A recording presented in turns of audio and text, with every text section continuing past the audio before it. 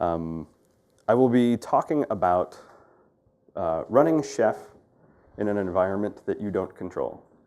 My context is from the metal, I get to pick the operating system, and then I have Chef runs to install my software stack on top of that. But I have no guarantees from the network that I can go and get dependencies from the internet. I don't have any guarantees that I have package repositories available to me because I'm installing on other people's networks. So if that sounds like an interesting problem to you, this is the right place. Again, I'm Rob Kidd. You can find me on Twitter and GitHub under Rob Kidd. I work for a company called Looking Glass. We are an information security company that we work in the threat intelligence management space. We aggregate threat intelligence data from a variety of internet security researchers and make that available on a platform for querying and alerting in a hosted environment. And then we have an on-premises product that lives on customer networks behind firewalls, often on networks that don't have access to the internet for doing data correlation. So customers can feed their data to these things and correlate with finding out if they're talking to any misbehaving networks. So how, in that environment, I have to solve for if I want to sell my security product to people who do security right and do it off the network?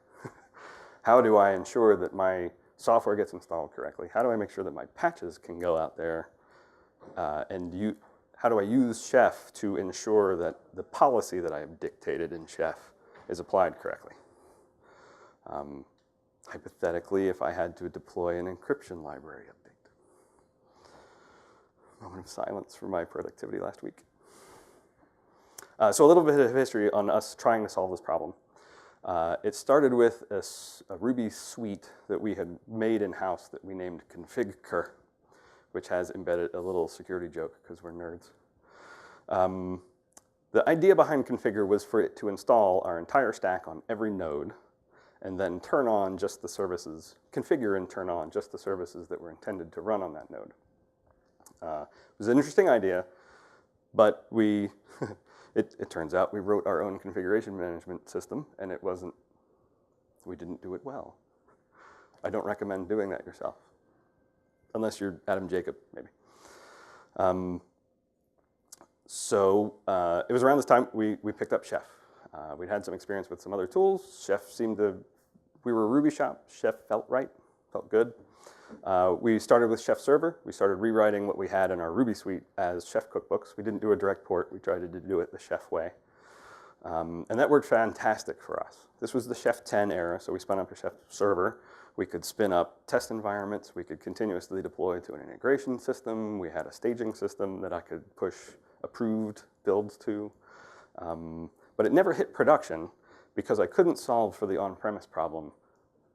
The major hurdle was Chef Server, which was hard to install at the time.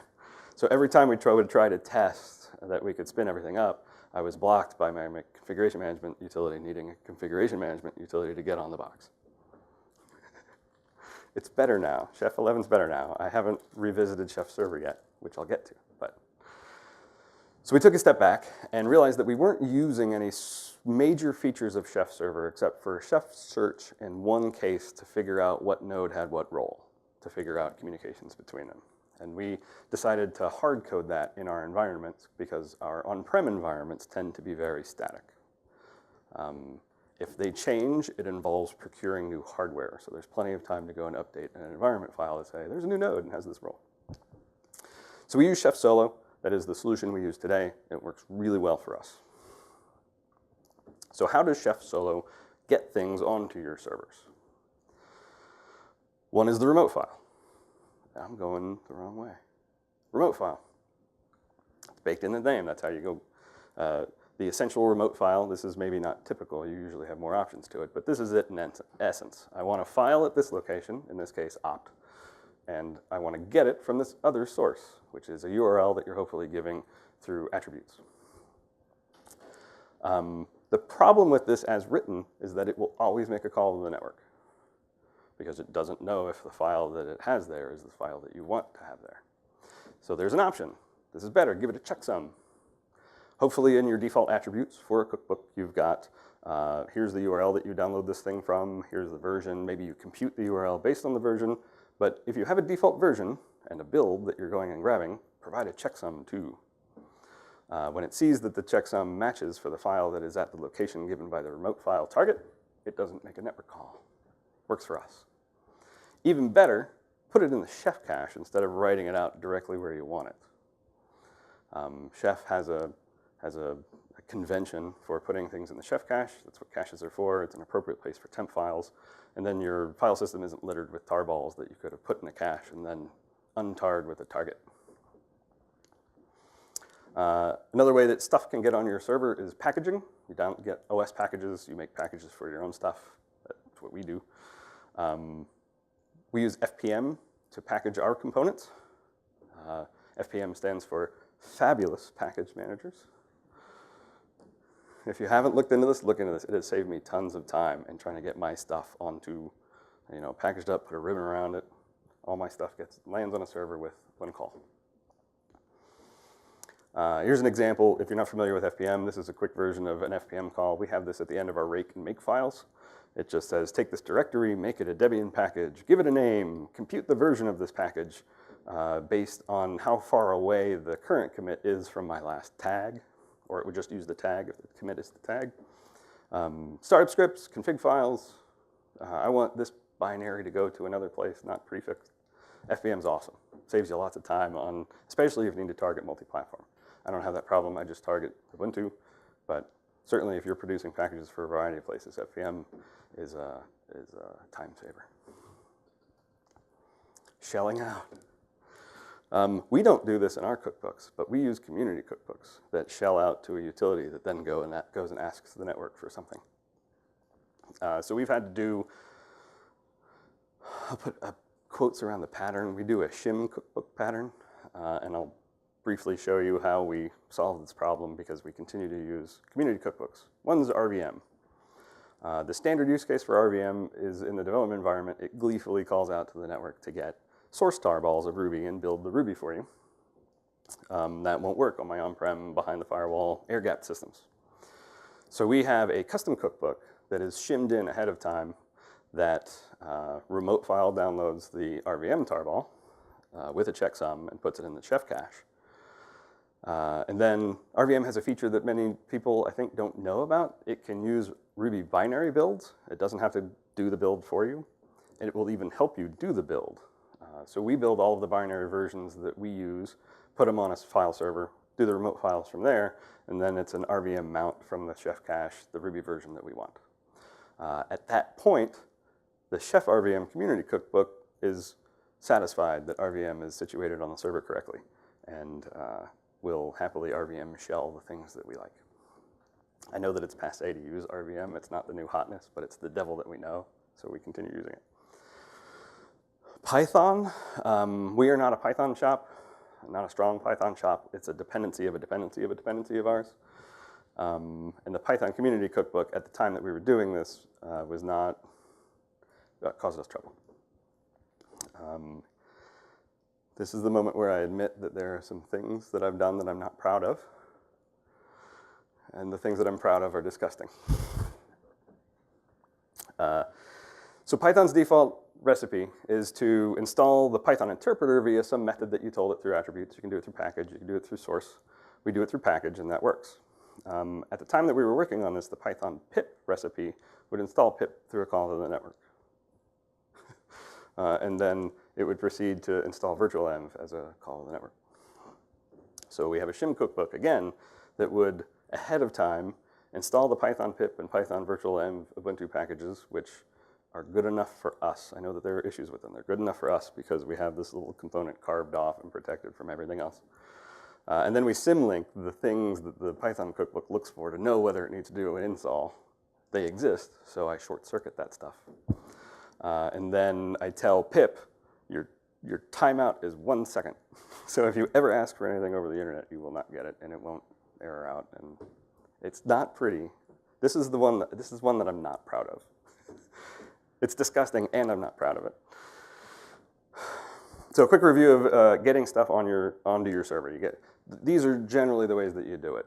You remote file something, you ask for a package to be installed, or there's some utility that's shelling out that needs some love to tell it not to shell out, or it needs to be managed in some way. Given that, I will tell you a tale of 3 caches. The first cache, I call it the library cache. It might have a better name, but that's what shook out of me trying to describe this to people. Include your, for a particular component, we include our library dependencies in the package for that component. How many people in this room are not Rubyists? Not a Rubyist. Not a Rubyist. Okay, I'll do a quick explanation. Ruby has a package, a tool, a utility called Bundler that does your dependency management. You give it a list of libraries that you want and versions at which you want them, and it does the dependency resolution and downloads all of your dependencies and your dependencies, and happiness ensues, supposedly.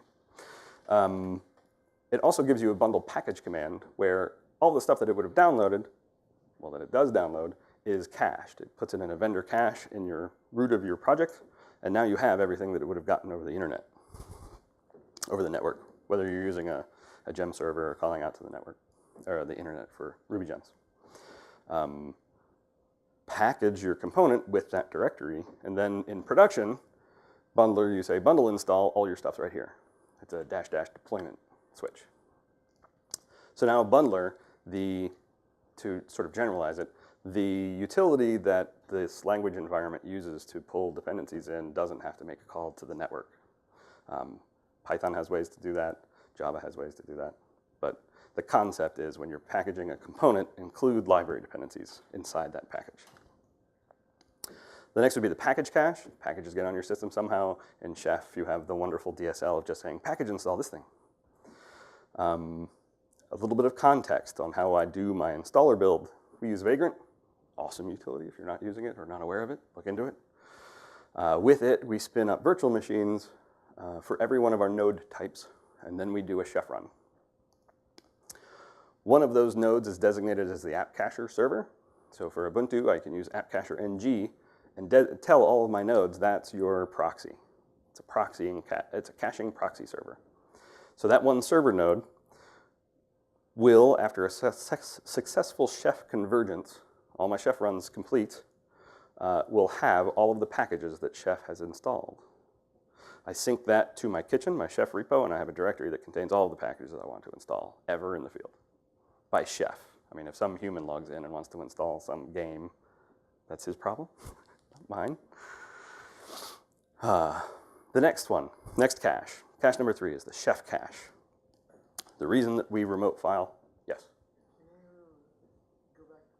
App cacher. Yeah, can you explain that again? It is are you familiar with the concept of a web proxy? Yeah. It is like a web proxy, but for just packages. So whenever do something to enable that, or is it automatic? You do have to install it and configure it, and I do that with Chef. Is that a package too? Can you hold off on the questions until the end, and then I can address them? I'll get through all of this stuff, and maybe we can talk offline if you need some help on figuring out how to do that. But remind me at the end of this to answer that question, okay? Third cache, the chef cache. The reason that I remote file stuff into the chef cache is so that I can gather them all up and package them. So we use a Vagrant plugin called Vagrant Cashier, which you can have a cache directory for every one of your nodes. We have a single shared cache directory that the chef cache is a single shared folder in my kitchen. So when I do my chef run, anything that remote file is downloaded and put into the anything that has gotten into the chef cache, usually through remote file, is now in my chef cache. I include that in the package and deliver it to my nodes, and now I have all of the things that I downloaded cached. There's a catch to this, though. If you didn't provide a checksum, it's not a problem in my cookbooks, but if I'm using community cookbooks and they did a remote file and did not provide a checksum, it's still going to make a call out to the network. This is where we talk about something that I'm proud of that's disgusting. A monkey patch chef. We break open, in the case of an environment that air-gapped is true, this monkey patch takes effect, and the remote provider is told, whenever you ask if something's checksum matches, the answer is yes. Because the things have gotten there because I've put them there from my package that has undergone test. We know that all the components are present. So in that context, when I'm doing a chef run, I know that it has the file that it needs. So it's sort of a Jedi mind trick on remote file. That is the file you're looking for. And that's how we solve it. We package up the kitchen. We include the chef client or the chef installer in it. That includes Chef Solo. A couple commands gets my installer package installed, and then the chef installer installed, and then I can run Chef Solo. Happiness ensues. Ways that this could be improved, or things that I haven't got working yet, because I can't really tell you the solution yet, because I haven't got it working. The new hotness of Chef Client local mode, where Chef Client has embedded in it Chef Zero, which is an ephemeral chef server. It won't last past the run, but it can persist some stuff to disks, but you shouldn't, in my opinion, assume that that will happen. I could fake out a chef server and not rely on Chef Solo and hard-coding role relationships. I could now have my kitchen uploaded into this ephemeral chef server and ask it questions, what server has what role, and everything could be happy. I also don't know what the future of Chef Solo is in a world with Chef Client local mode. I think that remains to be determined. How much of us move to that, how much of us continue using Chef Solo probably define whether ops code continues any improvements on Chef Solo. I also am not, I don't like that shim cookbook. It's an anti-pattern. I put quotes around it when I talked about it. I don't want to shim around third-party cookbooks. I need to figure out ways to stop doing that. It works for the moment, and it works for us. Another option is to stop using third-party cookbooks. That's a maintenance hassle. There have been some other talks at ChefConf this year about good practices with cookbooks and dealing with when the community cookbooks don't work for you. I will link to them in some follow-up blog posts to this talk. So if you follow me on Twitter, you can see that stuff. So I don't have a good solution for the third-party cookbooks, but I know that using them is a dependency. And if the theme of this talk is anything, it's control your dependencies. And I'm dependent on other people's code when I use third-party cookbooks, community cookbooks, anything like that. Potential solution to a few things, omnibus packages. In spirit, my packaging of the Chef Kitchen and these caches is sort of omnibus-y. I'm gathering up everything that I need and delivering it in one package. It's not as elegant, I think, as an omnibus package where you've done your builds. It's a little clearer that you're doing a build and you've got all your components. So I could see a future where I get back to that config cur, the design behind our custom written Ruby suite, where I install every component on every node, but I only configure and turn on the ones that I want running on that node. I could get to maybe with an omnibus package. One grand unified, put the binaries or in executables in a namespace, and then turn on the bits that I want per node. That might be a nice future. I'm also investigating containers, whether they're lower level LXC stuff or Docker images. I'm not as familiar, I don't grok Docker yet and the administration of it, and Docker themselves says that it's not ready for production. It's more of a test thing. So it's not ready to go into production for me, but it's something that I'm investigating and might solve problems in the future. I am super interested in the segregation of runtime environments that containers give me, especially as a security product. As I am wrapping up pretty early, I want to thank a few people. Mark Olson is a coworker of mine at Looking Glass. He's sort of the mad genius of the office. He and I will go heads down on a problem for a while, and I will throw up my hands and say that this is not possible. And he'll get real quiet, and then come back in a couple days with some of the gnarliest proof of concept code I've ever seen that works. And I'll go, all right, you're right. We got to clean that up before it goes anywhere. But let's keep going. I have renewed faith that we can solve this problem. A lot of what this work came out of Mark's willingness to do disgusting things. Eric Sproul out of Circonis did a lot of the groundwork for Circonis's and OmniTI's ability to do on-prem installs with using Chef Solo. Theo Schlossnagel talked about it last year at last year's ChefConf. He had a talk titled Install Shield for the 21st Century. Basically, they use Chef Solo in the way that I use Chef Solo, but they can have their servers get to call home to their corporate environment and download packages as they need them, which is a great pattern if you can do it. You don't have to deal with all of this headed packaging. establish hosts, trusted hosts that your machines can call home to. Eric was willing to let me pick his brain over the past few months as I was trying to solve this problem and figure out how to explain it to people. Made sure that he reality checked me to make sure that all of this caching stuff was not wildly inappropriate. This is that review slide that I'm supposed to tell you what I told you, but I think you all are smarter than that, so that's what I told you. So the payoff for me, the big bang that I got out of this is I've solved, if there's one message out of this, I've solved my business need. It might not be an elegant solution, but it works. I can install things reliably on networks that I don't control. That's huge for me and for my company. But there's an added benefit, even in environments that can talk to the network. You have all of the resources that you want. If you carry all of your dependencies with you, your build is faster. Your chef runs are faster because you're not downloading stuff that you've already downloaded. The idea behind caching. It's also my chef runs are predictable. I'm not suddenly getting a library snuck in that I wasn't expecting because I didn't tilde waka the right library requirement, and suddenly things broke because I pulled the wrong library. This guards against the case where your dependencies aren't super explicitly stated. This is the build, and it has been tested, and that's what you're going to use. Nothing new is going to magically show up underneath you. It's a list of some of the resources, some of the tools that I've mentioned. I wouldn't recommend writing them down unless you've never heard of them before. I will, as I mentioned, follow this talk up with probably a series of blog posts, the first of which will be, here are the resources that I tapped, if you're interested in looking into them. And then I'll probably follow that with some talks, maybe deeper dives onto the things that we're using, explaining how App Cacher works, for those that need it. That is my talk. I am ending, we have about 15 minutes.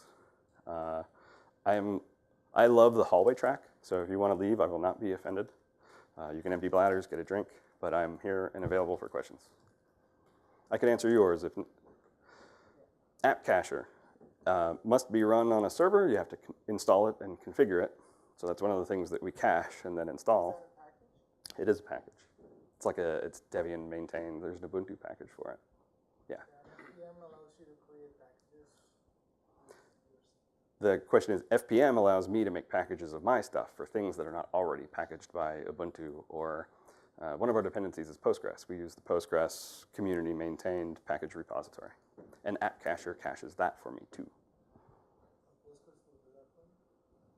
The Postgres community maintains a repo. It's not a PPN, it's a full-on app repo that you don't load your stuff there. You would, if you want their version of Postgres, you would add that repo. What do you do with the package you get out of FPM? Where do you put that? Well, not in your specific case where there's no interest. If I produce a package with FPM, yeah, but you want to distribute to your customers through the internet. I put it in my cache and make a build of an installer, and I deliver the installer to my customer. And the FPM packages are in that installer. And how do you pull it? Is there a way to do that? During the installer build, it gets pulled either by remote file. We use remote file because I don't want the overhead of maintaining a package repo. I have 7 components, so I just put them on a web server, and we remote file them into the Chef cache.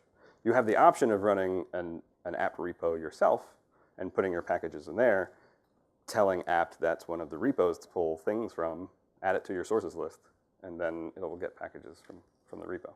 Usually the remote file is a tar file, right? The question is, usually remote file is the tar file. No, the remote file is anything that you want to get from somewhere else and put it on your node. The convention is often for it to grab a package, grab a tar file, but it's a file exists somewhere else and I want it here, is the remote file resource purpose. Correct me if I'm wrong. Yeah, the remote file is a very low-level primitive that says, I can give you a URL to go to, and the contents that I get from that URL will go into this target. Sir in the back.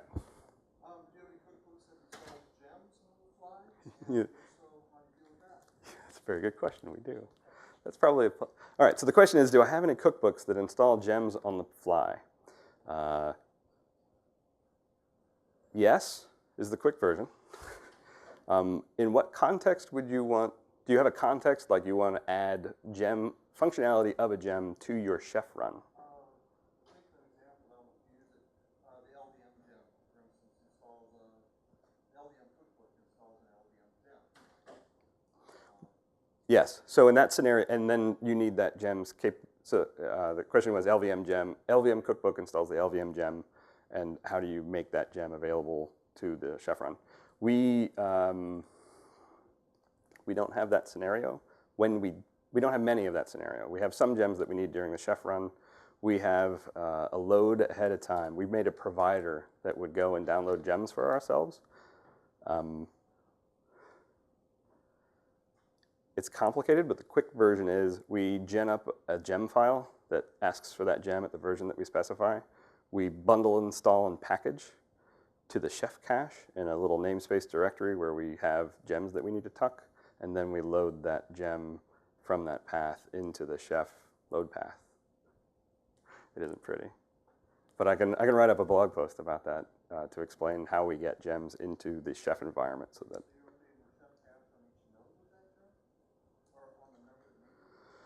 The chef cache travels to every node. Whether it gets loaded or not is whether that cookbook is used on that node.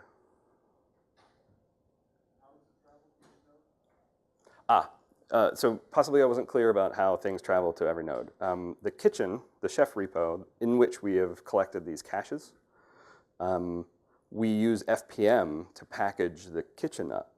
We package up our chef repo with the chef installer and our caches. That is the installer package. That package gets installed on every node, so the caches are on every node. The smallest footprint on-prem for no high availability is 4 nodes. It can get bigger. I mean, do you put 7,000 servers on networks that you don't control? So in a situation,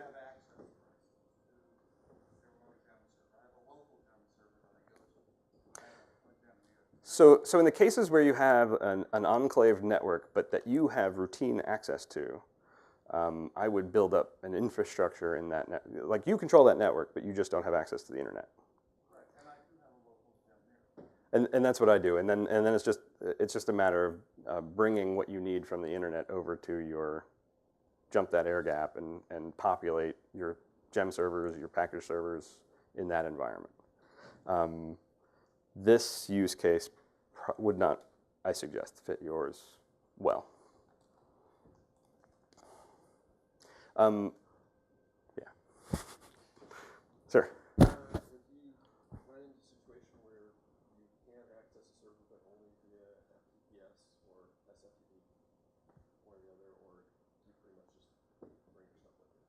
I'm sorry, I kind of came in about it. That's okay. Can you slightly rephrase the question? I don't think I understand it. So if I was going to do a remote file, but the only protocol I could use is FTPS. Have you been in a scenario like that? The question is, have I been in a scenario where I'm using a remote file to retrieve something over a not common protocol like FTP? What was it? SFTP. Is it SFTP? Well, it's FTPS, but it's FTPS. But it's I like haven't. SFTP, I haven't. You'd probably have to dive into the code and see what protocols remote file supports. I think not that one. That's why it was. Yeah, I have not run into that problem. Most of my stuff I retrieve over HTTP or HTTPS. Another question is, we're mentioning blog posts. Where would you find your blog posts? Blog posts will be announced on my Twitter stream. So if you follow me on Twitter, which is @RobbKid, which I can get back to by pushing the button really fast. Well, I get another question if there are other questions. Yes, sir. We do not. I don't. Our target platform is Ubuntu. I don't have to deal with CentOS or Red Hat. I sense hidden in your question is how would you cache packages? I'm almost certain that there's a caching Yum proxy server too. I don't know the name of it. I could look it up for you though, if you want. Yeah, Red Hat satellite servers would work. Yes.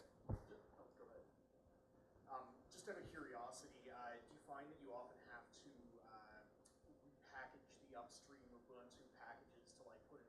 something like that? Question is, do I have to repackage upstream packages? I have not had to do that. I'm sure if I ran into that problem, we would maintain our own package, handle it the same way that we do. Yeah. So